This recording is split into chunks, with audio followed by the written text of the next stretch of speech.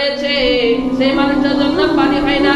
উনি টেনশনে পড়ে গেলেন, আল্লাহ আমি গুনাহ করেছি, আমার বিবি জানে না, আমার বিবি গুনাহ করেছি আমি জানি না, আল্লাহ জিনা করেছি তবে তো তুমি কাউরে দেখাও নাই, পাপ করেছি তবে তো কাউরে দেখাই নাই, আল্লাহ সকল মানুষ থেকে বাঁচাইলা, আর এখন কেন এই তোমরা মানুষের কাছে আমাকে লজ্জিত ফেলাচ্ছ গো আল্লাহ। আল্লাহর কাছে মাথা নত করে কান্না করে আল্লাহ মুস্তাফা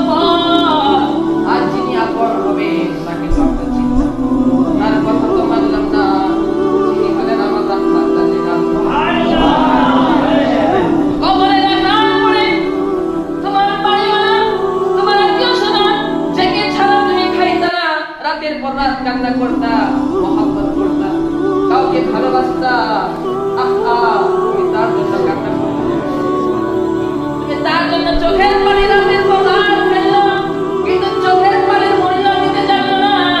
আমি বলতে চাই এই মুসলমান, এই মনটা যদি তুমি সেই মেয়েকে যদি না দিতা, আমার নবী মুস্তাফাকে দিতা, ওই এক ফোঁটা চোখের পানি তুমি এই মেয়ের জন্য না ফেলে যদি তুমি আল্লাহ রাসূলের জন্য ফেলতা, আমি বলতে চাই আমার নবীর মধ্যে, আমার নবীর জন্য যদি এক ফোঁটা চোখের জলে পানি ফেলো, তুমি একটা মেয়ের জন্য সারা রাত বিছানায় কান্না করলা, কাউকে বলতে পারলা না কষ্ট পাচ্ছি, কাউকে মনের কথা বলতে পারলা না, এই মনের কথা জানে কে? আল্লাহ জানে। আল্লাহ বলে বান্দা তুমি গুনাহ করেছো, আমি গুনাহ করেছি, আমার বিবি জানে না, আমি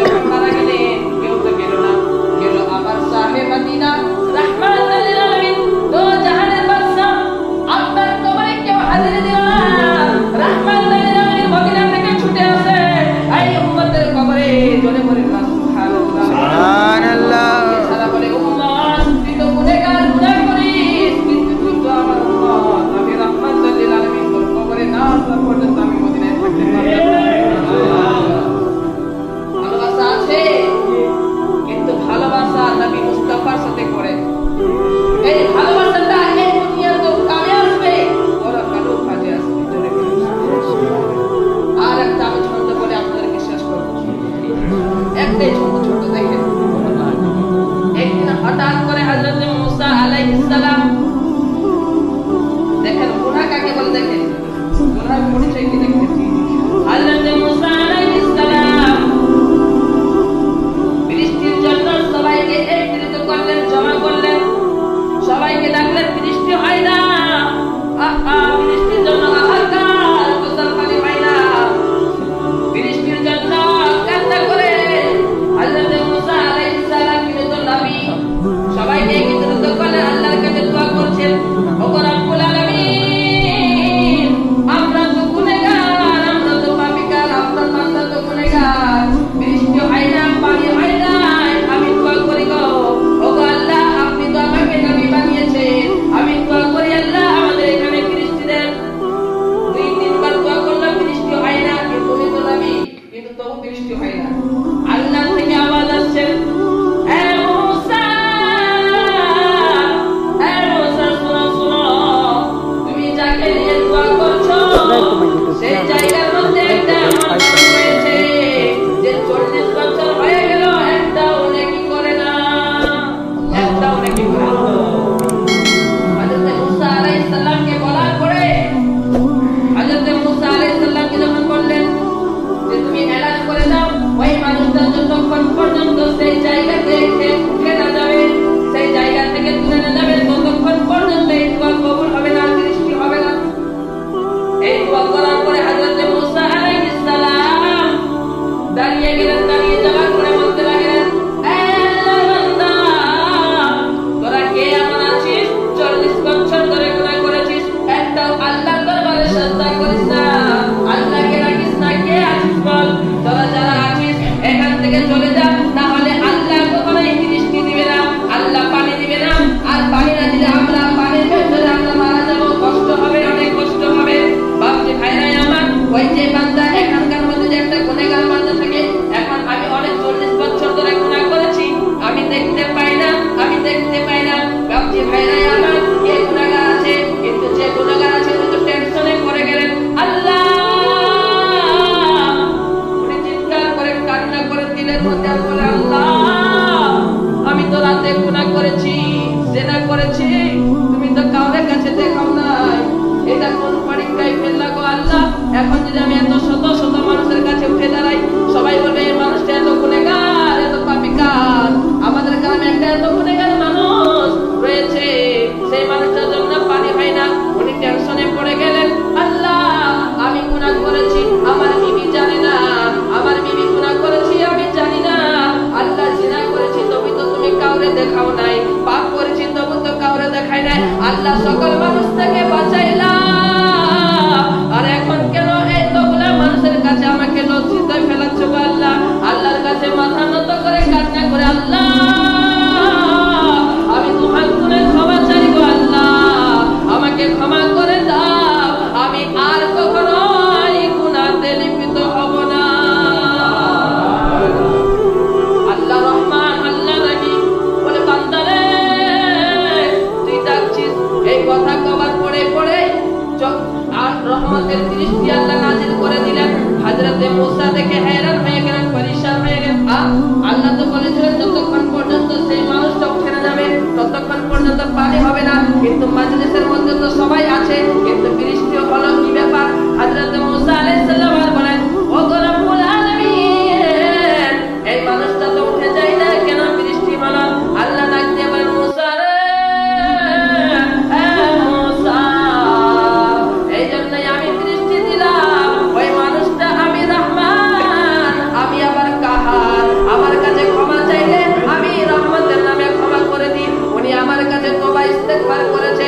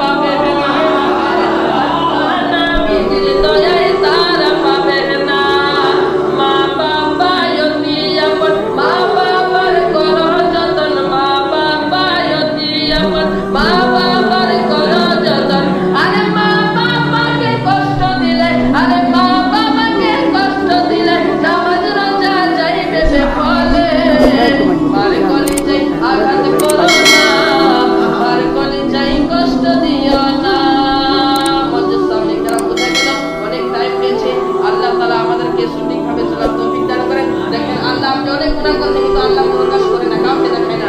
কিন্তু একটা এমন সময় আসছে যে আল্লাহর কাছে তুমি নিজেই মাপ